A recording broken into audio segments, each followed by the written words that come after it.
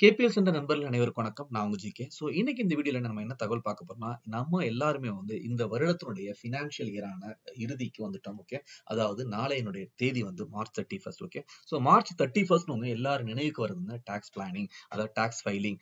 Tax filing போது அதுக்கான எல்லா இன்வெஸ்ட்மெண்ட் நம்ம பண்ணிட்டோமா, அதுக்கான ரிசிப்ட்ட கலெக்ட் பண்ணிட்டோமா அப்படிங்கிற ஒரு ரிமைண்டர் டேட் தான் 31. ஓகே. அந்த விதத்துல நாளைக்கு ஆக்சுவலி இன்னும் 1 டே இருக்கு. நம்ம மத்த விஷயங்கள் பண்றதுக்கு பண்ணாதாங்க. சோ இந்த டாக்ஸ்ல 2 ஆக்சுவலி விஷயம் மிக முக்கியமானது. ஒண்ணு ஏடிசி அதுல ஒரு 1.5 லேக்ஸ். ஓகே. அதுக்கப்புறம் அதை தாண்டி ஒரு ₹50,000 ஏடிசிசி 1 பி அப்படிங்கிறதுல 50,000 நீங்க கிளைம் பண்ணலாம். அந்த என்பிஎஸ் அப்படிங்கிறது என்ன அப்படின்னு பார்த்தீங்கன்னா நேஷனல் பென்ஷன் ஸ்கீம். இது ஒரு பென்ஷனுக்கான ஸ்கீம். இதனுடைய முழுமையான தகவல் ஏற்கனவே ஒரு வீடியோல பார்த்துட்டோம். ரெண்டாவது எடுத்துக்கிட்டா என்பிஎஸ் கால்குலேட்டர். ஓகே.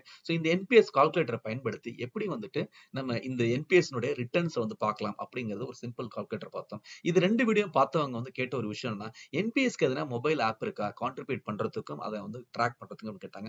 அதை பத்தி தான் இந்த வீடியோல நம்ம டீட்டெயிலா பார்க்க போறோம். அதுக்கு முன்னாடி நம்மளோட வீடியோ பார்த்துட்டு இருக்கோம். இது வரைக்கும் நம்ம சேனலை சப்ஸ்கிரைப் பண்ணுங்க. இந்த வீடியோக்கு கீழே உள்ள சப்ஸ்கிரைப் பட்டன் பிரஸ் பண்ணி சப்ஸ்கிரைப் பண்ணுங்க. பக்கத்துல உள்ள பெல் பட்டன் பிரஸ் பண்ணி இன்னும் புதிய வீடியோக்கள் உடனே நோட்டிஃபிகேஷன் கிடைக்கும்.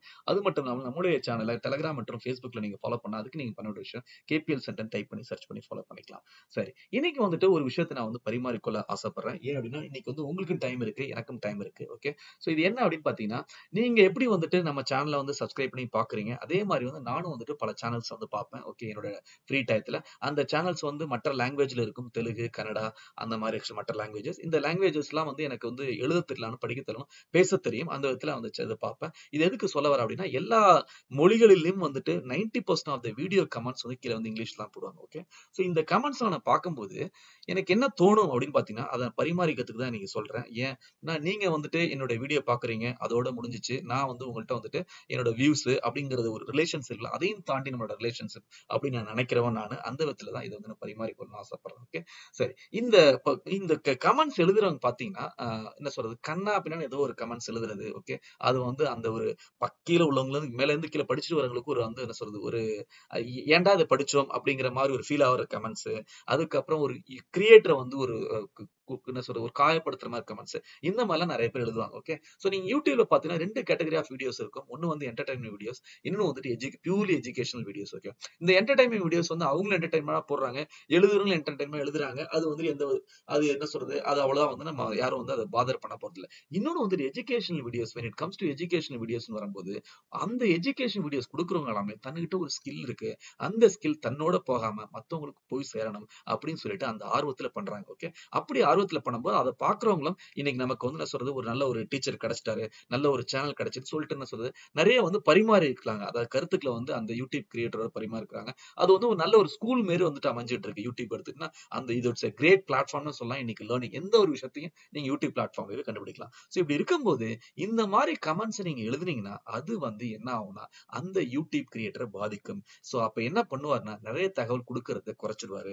அவர் என்ன சொல்றது, ஒரு உங்களை யூடியூப் சப்ஸ்கிரைபர் மட்டுமே பார்ப்பாரு. அதை தாண்டி ஒரு ரிலேஷன்ஸ் டெவலப் ஆகாது. அப்படின்னா அவருக்கு தேவை வியூஸ், உங்களுக்கு தேவை ஒரு நல்ல கண்டென்ட் அப்படிங்கிற மாதிரி தான் போயிட்டு இருக்கும். இன்பிட்வீன்ல எந்த ஒரு ரிலேஷன்ஷிப் டெவலப் ஆகாது. ஓகே.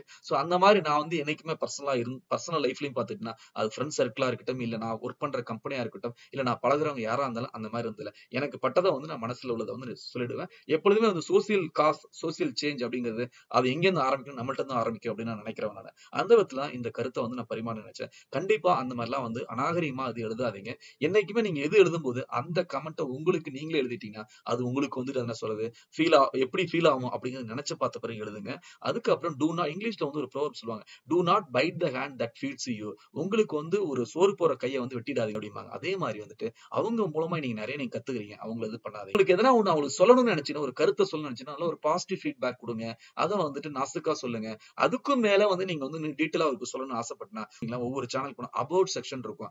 அந்த அபவுட் செக்ஷன்ல அதனுடைய இமெயில் ஐடி கொடுத்திருப்பாங்க. அந்த கிரியேட்டர் இமெயில் ஐடி கொடுத்திருப்பாரு. அந்த இமெயில் ஐடியை நீங்க பயன்படுத்தி அவருக்கு நீங்க இமெயில் எழுதலாம். என்னைய பொறுத்தளவுக்கு ஒரு நல்ல விஷயம், ஒரு பாராட்ட வேண்டிய விஷயம் தான் என்ன சொல்லுவாங்கன்னா, ஒரு மேடை போட்டு கூட உலகம் ஃபுல்லா ஒரு மேடை போட்டு கூட ஒரு மைக் எடுத்து நீங்க சொல்லலாம். ஆனா இன்னொரு விஷயம் ஒரு நெகட்டிவ் விஷயம் அப்படின்னா அந்த விஷயத்தை அவரு மட்டும் தான் திருத்திக்கணும். அது ஊரு ஃபுல்லா சொல்லணும்னு அவசியம் இல்ல. அதனால நீங்க டைரக்டா அவருக்கே சொல்லலாம் த்ரூ வயா மெயில். ஓகே. இல்லைன்னா நாசுக்கா நீங்க சொல்லுங்க. நம்ம இன்னைக்கு வீடியோக்குள்ள போவோம். இன்னைக்கு நம்ம நம்ம பார்க்க போறது என்ன அப்படின்னா அந்த ஆப் வந்து நீங்க டவுன்லோட் பண்றதுக்கு என்ன பண்ணுங்கன்னா பிளே ஸ்டோர் போங்க. ஓகே, பிளே ஸ்டோர்ல என்பிஎஸ் அப்படின்னு சொல்லிட்டு நீங்க டைப் பண்ணீங்கன்னா என்பிஎஸ் அப்படின்னு டைப் பண்ணீங்கன்னா இந்த ஆக்சுவலி உங்களுக்கு ஆப் கிடைக்கும். ஓகே, என்பிஎஸ் பை என்எஸ்டிஎல் அப்படின்னு சொல்லிட்டு இந்த ஆப் ஆக்சுவலி நீங்க எப்படி பயன்படுத்தணும் அப்படிங்கறத சொல்றேன். நீங்க உள்ள போனீங்கன்னா இன்டர்ஃபேஸ் இந்த மாதிரி இருக்கும். ஒண்ணு வந்துட்டு பாத்தீங்கன்னா உங்களுடைய பிரான், அதாவது வந்து permanent actually registration account number சொல்லுவாங்க. இந்த அக்கௌண்ட் நம்பரை நீங்க வாங்கணும். ஓகே, அதுக்கப்புறம் இந்த அக்கௌண்ட் நம்பர் வச்சுன்னா திஸ் இஸ் லாகின் ஐடி. நீங்க ஒன்ஸ் இந்த என்பிஎஸ் அக்கௌண்ட் வந்து ஓபன் பண்ணீங்கன்னா இந்த அக்கௌண்ட் நம்பர் கிடைக்கும். இந்த அக்கௌண்ட் எப்படி ஓபன் பண்ணுங்கிற தகவல் வந்து அந்த வீடியோல வந்து சொல்லியிருக்கேன், மெயின் வீடியோல. அதை பாருங்க. அதுக்கப்புறம் உள்ள போய் என்னென்னலாம் விஷயங்கள் பார்க்கலாம் அப்படிங்கறத பார்ப்போம். சோ இதுதான் அந்த ஆப். சோ நீங்க அந்த ஆப் ஓபன் பண்ண பிறகு என்பிஎஸ் ஓபன் பண்ண பிறகு லாகின் அப்படின்னு சொல்லிட்டு ஒரு செக்ஷன் இருக்கு. அதுக்கப்புறம் கான்ட்ரிபியூஷன் சொல்லிட்டு இருக்குது. அதுக்கப்புறம் கீழே வந்து சில தகவல்கள் இருக்கு. ஓகே, சோ இந்த லாகினை நீங்க கிளிக் பண்ணீங்கன்னா ஓகே, அங்க வந்துட்டு உங்களுடைய பிரெட் ஐடியா பிரான் வந்து நீங்க போடணும். ஓகே, உங்களுடைய அக்கௌண்ட் நம்பரை போடணும். போட்ட பிறகு உங்களுடைய பாஸ்வேர்டை நீங்க என்டர் பண்ணிட்டு என்டர் பண்ணி நீங்க உள்ள போனீங்கன்னா இந்த மாதிரி வந்து செக்ஷன் வரும். ஓகே, இங்க ஹோம் சொல்லிட்டு உங்களுடைய பர்சனல் தகவல்கள், அதுக்கப்புறம் செட்டிங்ஸ், அதுக்கப்புறம் லாக் அவுட். ஓகே, சோ இங்க வந்து பாத்தீங்கன்னா 2 செக்ஷன் இருக்கும். ஒன்னு வந்து டியர் 1, இதுதான் என்பிஎஸ் அக்கௌண்ட். இன்னொரு செக்ஷன் வந்து டியர் 2. ஓகே, இது வந்துட்டு என்ன அப்படின்னா உங்களுக்கு வந்து ஒரு மியூச்சுவல் ஃபண்ட் மாதிரி உங்கள்ட்ட ஒரு எக்ஸஸ் பணத்தை வந்து இங்க போடலாம். ஓகே, இந்த என்பிஎஸ்ங்கிறது எதை வச்சு செயல்படுதுன்னா நீங்க போடுற பணத்தை எல்லாமே பாத்தீங்கன்னா ஈக்விட்டிஸ் எல்லாம் போடுறாங்க. மோரார்லஸ் இந்த இதுல வர பணம் எல்லாமே இண்டெக்ஸ் ஃபண்டுக்கு போகும். யூடிஐ இண்டெக்ஸ் ஃபண்ட்லாம் இருக்கு, அந்த மாதிரி இண்டெக்ஸ் ஃபண்ட். அதனாலதான் சில நேரத்துல வந்து இதனுடைய பணம் வந்து அதிகமா வரலாம், இண்டெக்ஸ் மேல ஏறதுக்கு காரணம். ஓகே, சரி. சோ டியர் 1 ஒன்னு இருக்கும், டியர் 2 சொல்லிட்டு இருக்கும். அதுக்கப்புறம் வந்து நீங்க இன்வெஸ்ட் பண்ண டீடைல்ஸ் இங்க இருக்கும். அதாவது வந்துட்டு இதுல வந்து சில ஏஎம்சி கம்பெனிஸ் தான் மெயின்டைன் பண்றாங்க. கோட்டக், எஸ்பிஐ, ஐசிஐசிஐ, அதுக்கப்புறம் வந்து எல்ஐசி இவங்க எல்லாம் மெயின்டைன் பண்றாங்க. நீங்க எதை செலக்ட் பண்றீங்களோ அது பிரகாரம் வந்து அவங்க இதுல வந்து உங்களுடைய பணம் வந்து போடுவாங்க. ஓகே, சோ வேற என்னென்ன இதுல ஹெட்டிங்ஸ் இருக்கு அப்படின்னு பாத்தீங்கன்னா ஹோம், அது ஆல்ரெடி நாங்க பார்த்தாச்சு. அக்கௌண்ட் டீடைல்ஸ், அதுக்கப்புறம் வந்து பாத்தீங்க அப்படின்னா கான்ட்ரிபியூஷன்ஸ் அப்படிங்கிற தகவல் இருக்கும். மூணாவது எடுத்துட்டீங்கன்னா scheme change, profile scheme change அப்படின்னா நீங்க வந்து நான் சொன்ன மாதிரி வந்துட்டு இதுல வந்து நீங்க ஸ்கீம் சேஞ்ச் வந்து நீங்க அப்ளிகேஷன் கொடுக்கலாம். அதாவது வந்து பாத்தீங்கன்னா நான் சொன்ன மாதிரி கோட்டக், எஸ்பிஐ இந்த மாதிரி வந்து ஏஎம்சி டு ஏஎம்சி சேஞ்ச் பண்ணலாம். டியர் 1, டியர் 2 ரெண்டுக்குமே அந்த மாதிரி பண்ணலாம். அதுக்கான ஆப்ஷன் இருக்கு. அதுக்கு அடுத்த செக்ஷன் என்ன அப்படின்னு பாத்தீங்கன்னா ப்ரொஃபைல் செட்டிங். இங்க வந்துட்டு phone, email, security system, security questions இந்த மாதிரி விஷயத்தை நீங்க சேஞ்ச் பண்ணிக்கலாம். அதுக்கப்புறம் நோட்டிபிகேஷன்ஸ், இவங்க எதனா வந்து தகவல் கொடுக்குறாங்கன்னா உங்களுக்கு நோட்டிஃபை பண்ணுவாங்க. ஃபார் எக்ஸாம்பிள் இப்ப கொடுத்துருக்க தகவல் வந்துட்டு on account of COVID-19 outbreak we are operating with considerably reduced employee strength, inconvenience regretted அப்படின்னு சொல்லி கொடுத்துருக்காங்க. Dear 2 withdrawal. சோ நான் சொன்ன மாதிரி இந்த டியர் 2ங்கிறது வந்து ஒரு மியூச்சுவல் ஃபண்ட் மாதிரி. இங்க இருந்து நீங்க பணம் எடுக்கணும்னா இதுக்கு வந்துட்டு இங்க விட்ராவல் ரிக்வெஸ்ட் இங்க சப்மிட் பண்ணலாம். Enquiry grievance. So enquiry grievance அப்படிங்கிறது என்ன அப்படின்னா நீங்க வந்து உங்களுடைய கம்ப்ளைண்ட்ஸ் எதனா இருந்துச்சுன்னா அந்த கம்ப்ளைண்ட் நீங்க செலக்ட் பண்ணி நீங்க வந்து இங்க கம்ப்ளைண்ட் வந்து ரெஜிஸ்டர் பண்ணலாம். அது என்கொயரியா கிரீவன்ஸா அப்படிங்கறத நீங்க வந்து கொடுக்கணும். என்கொயரினா ஒரு தகவல் கேட்கறது, கிரீவன்ஸ்னா உங்களுடைய டிரான்சாக்ஷன் எரர் இந்த மாதிரி விஷயத்தை கொடுக்கறது. ஃபட்சா வந்து மோஸ்ட்லி வந்து ஆல்ரெடி தான் இருக்கும் உள்ளவங்களுக்கு, ஆல்ரெடி உள்ளவங்களுக்கு. சோ இது என்ன அப்படின்னு பாத்தீங்கன்னா இது மேண்டேட்டா எல்லாருமே பண்ணி ஆகணும் இந்த ஃபட்சா அப்படிங்கிறது. அதுக்கப்புறம் ஸ்டேட்டஸ் வியூ. இந்த ஸ்டேட்டஸ் வியூங்கிறது கான்ட்ரிபியூஷன்ஸ் நீங்க பண்ணது வந்து எதனா அக்னாலஜ்மெண்ட் டீடைல்ஸ் அந்தது எப்படி வந்து ஸ்டேட்டஸ் அப்ரூவ்டா ஃபெயில்டா அப்படிங்கிற தகவல். அது அப்புறம் திருப்பி 4 விஷயம் இருக்கு. கிரீவன்ஸ் அதனுடைய அக்னாலஜ்மெண்ட் போட்டு நீங்க செக் பண்ணலாம். அதுக்கப்புறம் எடுத்துக்கிட்டீங்கன்னா ஸ்கீம் ப்ரிஃபரன்ஸ் சேஞ்ச் அதனோட ஸ்டேட்டஸ் என்னன்னு பார்க்கலாம். டியர் 2 விட்ராவல் அதனோட ஸ்டேட்டஸ் என்னன்னு பார்க்கலாம். கடைசியா வந்து லாக் அவுட். ஓகே, சோ மொத்தமா இதோட செக்ஷன் எடுத்துட்டா home, account details, contribution, reason contribution, scheme change, profile settings, notifications, tier 2 withdrawal, enquiry, grievance, FATCA. இதுல மிக முக்கியமானது என்ன அப்படின்னு பாத்தீங்கன்னா இந்த கான்ட்ரிபியூஷன். இதை கிளிக் பண்ணீங்கன்னா உங்களுக்கு வந்து net banking option, UPI option இருக்கும். ஓகே, சோ இதை நான் என்ன சொல்லுவேன் அப்படின்னு பாத்தீங்கன்னா இதை நீங்க எப்படி பயன்படுத்தணும் அப்படின்னா ஒரு வருஷத்துக்கு 50,000 நீங்க கட்டணும்.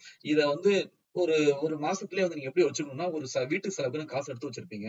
இப்ப அதுல வந்து யூபிஐ இருக்கிறதுனால ஒரு 100 ரூபாய் கூட மினிமம் நீங்க லோட் பண்ணலாம். அப்ப யூபிஐ இருக்கிறதுனால வாரத்துல ஒரு 500 ரூபாய் இந்த மாதிரி லோட் பண்ணினா மொத்தமா 50,000 கட்டுறதுங்கிறது தெரியாது. ஓகே, சோ கட்டினா ரொம்ப கஷ்டமா இருக்கும். அப்பப்ப நீங்க லோட் பண்ணலாம். இது என்னை பொறுத்தளவுக்கு அவங்க 50,000 தான் லிமிடேஷன் கொடுத்தாலும் அதையும் தாண்டி பண்ணுங்க. ஏன் அப்படின்னா இதுதான் உங்களுடைய ரிட்டையர்மெண்ட் பென்ஷன் பணம். ஓகே, சோ கண்டிப்பா இன்னைக்கு இந்த வீடியோல கொடுத்துருக்க தகவல் வந்து உங்களுக்கு பயனுள்ளதா இருக்கும்னு நினைக்கிறேன். பிடிச்சிருந்தா லைக் பண்ணுங்க, மத்தவங்களுக்கு ஷேர் பண்ணுங்க, உங்களுடைய பாசிட்டிவ் கமெண்ட்ஸ் எப்பவும் போல பதிவு பண்ணுங்க. மீண்டும் ஒரு நல்ல தகவலோட அடுத்த வீடியோல சந்திக்கிறேன். நன்றி, வணக்கம்.